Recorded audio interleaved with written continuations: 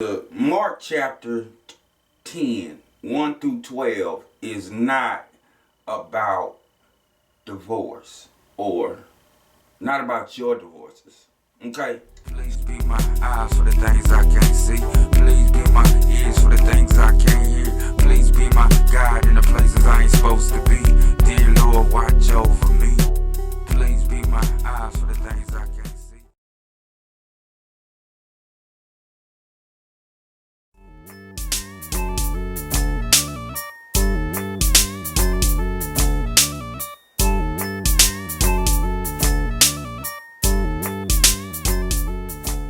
So what's going on is Jesus was out teaching, and the Pharisees come up asking him, is it lawful for a man to put away his wife? And what they was really asking Jesus is, how come we ain't got no paperwork from your daddy about your mama?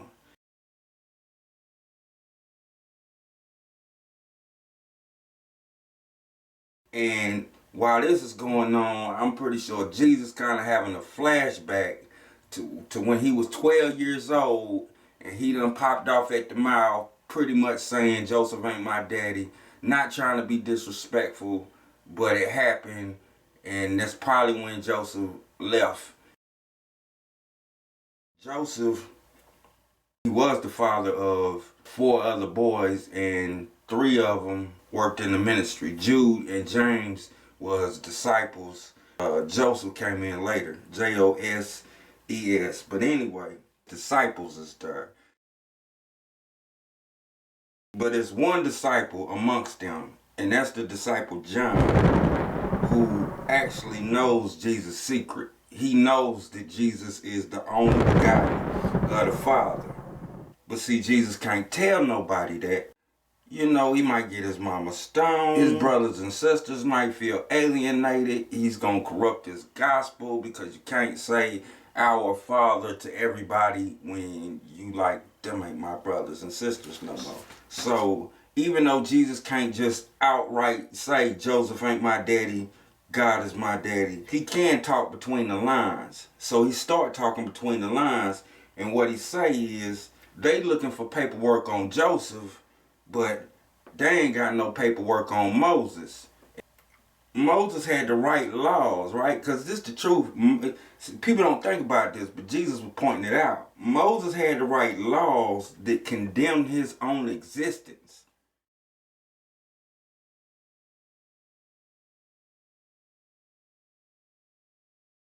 So the Pharisees' hope is in Moses, but they hope need grace. They talking about divorce, and they don't even know what marriage is.